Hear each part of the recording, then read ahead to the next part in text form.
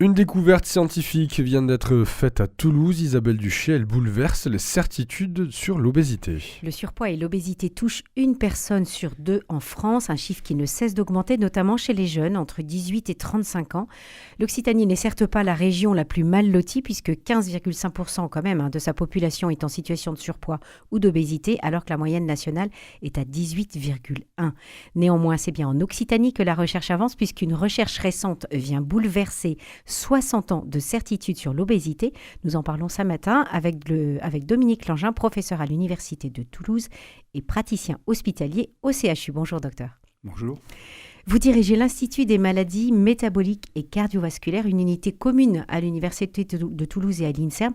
Comment vous définissez, vous en tant que médecin, l'obésité ? L'obésité, c'est un excès de masse grasse qui se caractérise qui est causé par un déséquilibre entre les apports énergétiques, donc les apports alimentaires, et la dépense énergétique.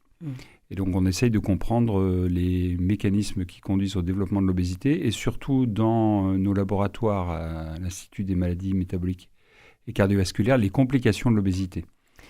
Ce qui peut être le diabète, les maladies du cœur, les maladies des vaisseaux, les maladies du rein, qui sont tous des objets d'étude à l'I2MC. Eh oui, c'est ça. Donc en fait, il y a cette maladie qui est l'obésité et puis beaucoup de complications qui en découlent et qui font l'objet aussi de recherche et de soins. Oui, bien sûr. La prise en charge, évidemment, des complications est extrêmement importante. C'est tous les champs de spécialité que vous allez trouver en ville ou à l'hôpital. Mais également, on essaye de comprendre tous les mécanismes qui vont conduire à ces complications qui sont différentes d'une personne obèse ou en surpoids à l'autre. Certains vont développer. Non, ça simplifie pas les choses, mais justement, tout un champ de recherche, c'est d'essayer de trouver, d'arriver à mieux catégoriser les patients en fonction des complications qu'ils seraient amenés à développer et essayer de le prévenir. D'accord. Pour calculer l'obésité et le surpoids, il y a cet indice de masse corporelle, cet IMC. Est-ce que vous pouvez nous expliquer un petit peu comment ça fonctionne ? Oui, l'indice de masse corporelle, c'est une donnée qui est assez simple. On divise le poids qu'on va mesurer sur sa balance par sa taille en mètres au carré. Alors ça donne des chiffres qui vont osciller entre 18 et plus de 40 kilos par mètre carré.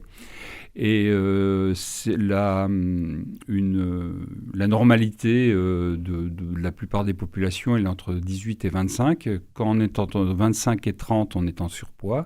Et supérieur à 30, on est obèse. Et là, il y a 3 grades, en quelque sorte, de sévérité.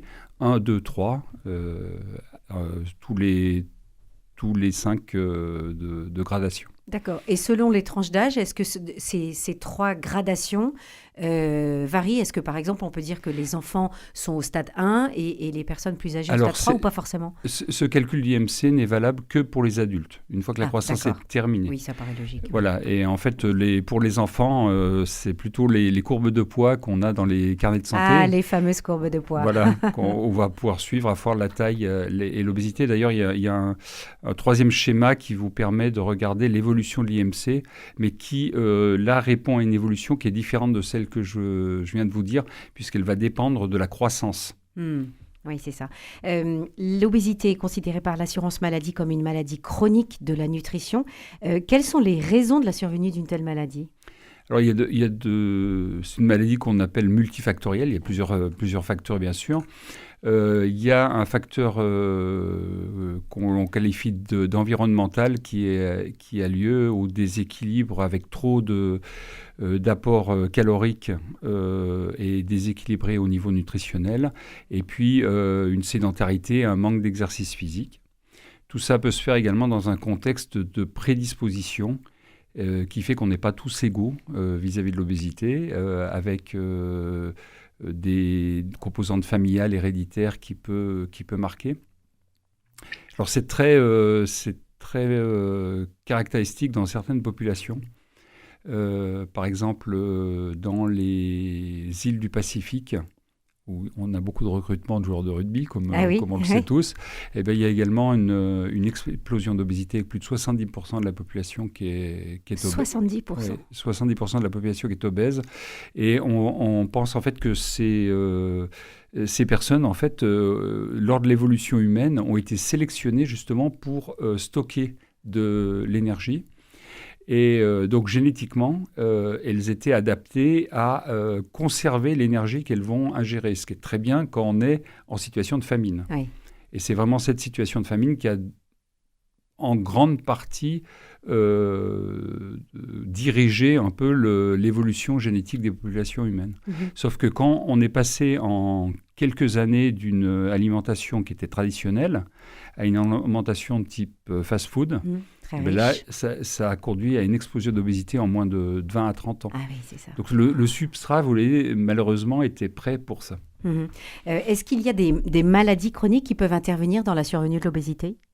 Oui, bien sûr. Les maladies chroniques, le diabète en premier lieu, les maladies du foie, ce que l'on appelle maintenant communément la maladie du foie gras, qui peut avoir des complications, des perturbations au niveau des vaisseaux. Vous savez, quand les profils de lipides sont pas bons, donc ce qu'on appelle les dyslipidémies, développement de l'athérosclérose, et puis également des maladies du cœur. Ça peut être également des atteintes rénales. Quelques cancers ont été montrés comme étant liés à l'obésité. Donc en fait, c'est une myriade de complications dont on essaye de comprendre les mécanismes. Oui, vous n'avez pas fini de faire de la recherche, là. Non, c'est certain. Est-ce qu'on peut guérir de l'obésité ? Alors, on peut revenir à une situation qui soit plus acceptable à la fois sur le plan de la personne et de son vécu, avec c'est la projection d'image aussi qu'on peut avoir. Donc il y a une composante psychologique extrêmement importante de bien-être, mais également perdre du poids, et pas perdre du poids, pas fondre, mais simplement perdre du poids, c'est diminuer très fortement les complications de l'obésité. Oui, donc ça n'est pas pour rien qu'il faut effectivement travailler cette question du poids. Votre équipe de l'Université de Toulouse et de l'INSERM à l'Institut des maladies métaboliques et cardiovasculaires a fait donc cette découverte majeure qui bouleverse, je le disais, 60 ans de certitude sur le métabolisme des graisses. Elle porte sur la protéine appelée lipase hormonosensible, HACL. Quel est exactement son rôle, docteur Dominique Langin ? Alors, son rôle a été caractérisé dans les années 60 comme étant la première enzyme que l'on avait identifiée, enfin un groupe aux États-Unis, comme étant responsable de la mobilisation des graisses, donc pour déstocker ces graisses. Et ça, c'est tout à fait physiologique, on en a tous besoin. Il y a des liens, par exemple, très forts avec la possibilité d'avoir des enfants chez la femme en remobilisant ces graisses. Donc, on a besoin de cette situation. Et le tissu adipeux est quelque chose qui est indispensable. Et c'est l'excès qui pose problème. Donc là, on caractérisait une enzyme qui permettait de déstocker. Et pendant très longtemps, on a pensé que cette enzyme, elle avait cette fonction unique de déstocker. On a trouvé d'autres enzymes qui intervenaient, d'autres protéines. Et au début des années 2000, un groupe de chercheurs japonais a produit les premières souris sans HSL. Sans cette enzyme. Sans cette enzyme. Et de façon tout à fait inattendue, ces souris étaient lipodystrophiques, c'est-à-dire l'inverse de l'obésité. Elles développaient moins de masse grasse et de façon différente. Donc là, première alerte en se disant, bon, il y a quelque chose qui ne va pas dans le raisonnement. Et en 2014, une deuxième caractérisation se fait de quelques personnes qui, par test génétique, ont été montrées comme présentant également une lipodystrophie due à un déficit en HSL, ce qui voulait dire que ce qui avait été observé expérimentalement chez la souris se retrouvait également chez l'homme. C'était dans des populations amish de Pennsylvanie, dans cette communauté. Et depuis, on a retrouvé une dizaine de patients dans le monde qui sont porteurs de cette maladie génétique qui est très rare, mais qui se caractérise par une perte de masse grasse. C'est quelque chose que l'on recherche également au CHU de Toulouse. D'accord. Donc vous, votre recherche, elle a porté sur cette absence de la protéine. On pourrait se dire que si elle est absente, la masse grasse s'accumule, mais ce n'est pas le cas en fait. Voilà, c'est ça. C'est-à-dire qu'on est reparti en fait de ces études chez la souris, on a recréé des modèles de souris qui étaient déficientes en HSL, retrouvé ce que nos collègues japonais avaient observé. Et puis, parallèlement au laboratoire, donc c'est évidemment une aventure collective qui implique beaucoup de gens sur une dizaine d'années. Jérémy Dufaux et Emeline Recazens faisaient des observations des cellules adipeuses, donc c'est ces cellules qui constituent le tissu adipeux, et ont observé que cette lipase hormosensible, cette HSL, était également dans le noyau des adipocytes, pas autour des gouttelettes lipidiques où elle agit comme un Pac-Man pour manger la graisse, mais elle était également dans une localisation qui était complètement inattendue. Et donc, pour avancer, on a recréé en fait des souris qui n'exprimaient la HSL que dans ce territoire, dans ce noyau de ces cellules. Et là, on s'est aperçu que ces souris étaient capables de maintenir leur masse grasse. Donc, c'était le rôle de la HSL dû à sa localisation nucléaire qui permettait ce maintien de masse grasse, et non pas son rôle enzymatique de manger les graisses. De Pac-Man, comme vous dites. Voilà. Oui. Alors, qu'est-ce que ça va impliquer pour votre recherche et pour la suite ? Alors, pour notre recherche, tout d'abord, il faut qu'on comprenne le rôle de cette protéine dans le noyau. Parce qu'elle a probablement un rôle complètement différent de celui qu'on connaissait de mangeurs de graisse. Et donc là, de décrypter tous les mécanismes moléculaires qui le permettent. On veut également comprendre dans quelles conditions cette quantité d'enzymes dans le noyau ou de protéines est modulée. On commence à avoir des évidences que lors de l'obésité, il y en a un peu trop peut-être dans le noyau. Donc est-ce que ça participe à la dysfonction de l'adipocyte, la cellule qui stocke les graisses dans ces conditions ? C'est ce que l'on veut déterminer.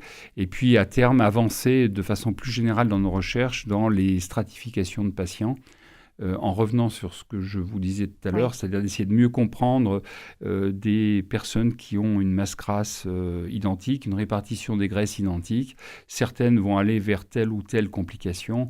Et c'est vraiment l'objet de notre recherche actuellement, d'essayer de comprendre ces liens. Et vous pensez que cette recherche, elle va vous prendre encore combien de temps ? Oh, des dizaines d'années, sans nul doute. C'est ce qui est fascinant. C'est ce qui est fascinant dans ce métier, c'est qu'on soulève en fait on soulève le tapis et on retrouve quelque chose, et c'est des couches et des couches de découvertes qu'on peut faire. Oui, c'est ça.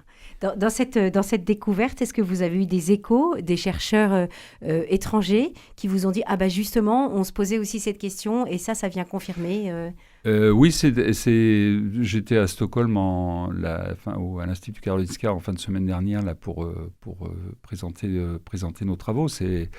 Il y a des personnes. Oui, c'est très. Enfin, ce genre de découvertes sont toujours très bien reçues dans notre domaine, parce que ça nous permet de progresser sur la compréhension de cette cellule et donc sur les liens avec les complications. Donc, il ne nous reste plus qu'à vous souhaiter une bonne recherche et longue recherche, et en tout cas fructueuse. Oui, bien sûr, merci beaucoup. Pour les années qui viennent. Merci beaucoup, Dr Dominique Langin. Je rappelle que vous êtes professeur à l'Université de Toulouse et praticien hospitalier au CHU, et vous dirigez l'Institut des maladies métaboliques et cardiovasculaires, une unité commune à l'Université de Toulouse et à l'INSERM. C'était votre grand entretien sur Radio Présence. Merci. Merci.